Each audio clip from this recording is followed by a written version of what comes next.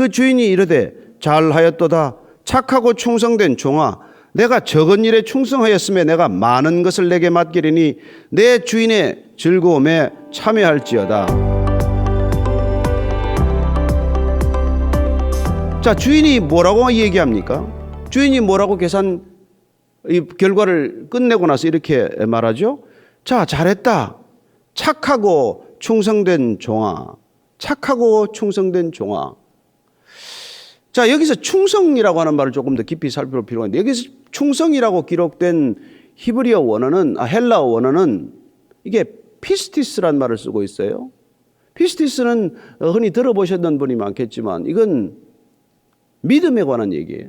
따라서 이 부분을 우리가 갈라디아서 5장에 나오는 충성과 이 충성이라고 하는 동일한 단어를 영어 성경을 보면 전부 다 faithfulness로 번역을 해놓고 있어요. 어디 보면 신실함, 충실함, 믿을만함 이런 뜻으로 번역을 한 것이죠. 킹 제임스 버전만 오직 faith, 믿음으로만 번역을 해놓았어요. 따라서 우리가 충성이라고 하는 것과 이 믿을만함, 신실함이라고 하는 것은 혼용해서 쓸 수는 있어요. 비슷한 뜻입니다. 유의어이기는 하지만 그러나 우리가 충성이라고 번역을 해놓으면 왠지 그렇잖아요. 조금 더 훈련과 고된 고통이 따르는, 그리하여 굉장히 공공의 이익을 염두에 두어야만 할 것 같은 그런 뉘앙스죠.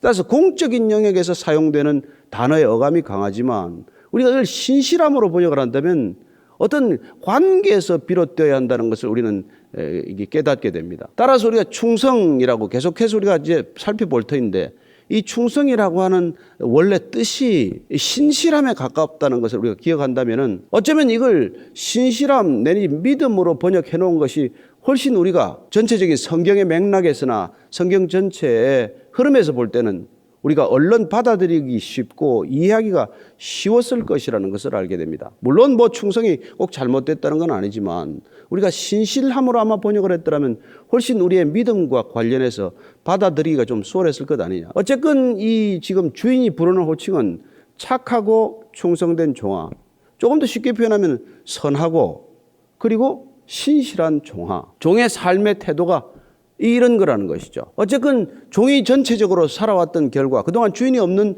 빈 시간 동안에, 주인이 비웠던 시간 동안에 해놓은 모든 결과를 주인은 이렇게 한마디로 호칭해서 평가하고 있다는 것을 우리가 발견할 수 있습니다. 우리가 이 종을 갖다가 선하다고 말하는 것은, 여러분, 선함은 하나님의 성품이에요. 하나님의 본질입니다. 하나님으로부터 흘러나오는 거예요. 그리고 이 신실함이라고 하는 것도 하나님과의 바른 관계에서 많이 우리가 발현될 수 있는 성품에 가까운 것이라는 것을 알 때, 이 선하고 신실한 종이라고 하는 말 속에는 이 종이 주인이 누구인지를 잘 알고 있고 주인과의 관계가 어떻다는 것을 이게 드러내고 있고, 따라서 이 사람은 주인을 닮은 종이라는 것을 우리가 추론해낼 수 있는 것이고 충분히 감지할 수 있다는 것이죠. 아하, 이 종이 주인의 뜻을 우선 정확히 알았고 주인이 어떤 성품이고 어떤 누구인지를 정확히 알았기 때문에 주인의 계획에 동참을 해서 주인을 정확히 닮아간 삶을 살아냈다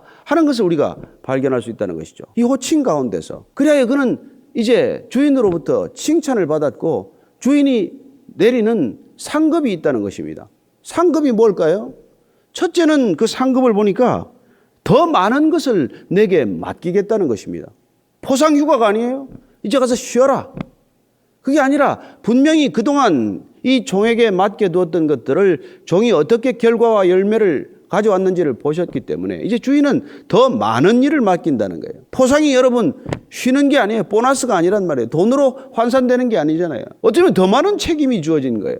더 많은 일이 주어진 것입니다. 여러분, 이게 하나님 나라의 포상 방법이라는 것이죠. 두 번째는 무엇입니까? 주인의 즐거움에 참여하는 거예요.